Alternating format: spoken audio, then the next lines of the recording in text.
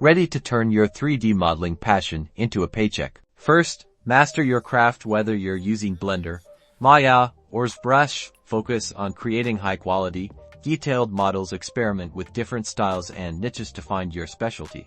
Next, choose your platform. Marketplaces like Sketchfab, Creator, and TurboSquid are great for selling individual models. Consider offering a variety of file formats to cater to a wider audience. Optimize your profile. Use clear, professional photos of your 3D models. Write detailed descriptions highlighting their features and potential uses. Good descriptions help customers find what they need. Time to market your models.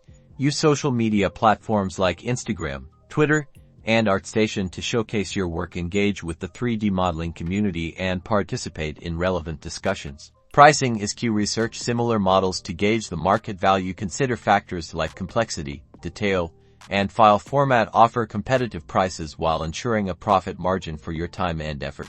Provide excellent customer service. Respond promptly to inquiries and address any issues professionally. Positive reviews will build trust and attract more buyers. Finally, track your progress. Monitor your sales, analyze your best-selling models, and adapt your strategy as needed. Consistent effort and continuous improvement will lead to a steady stream of secondary income.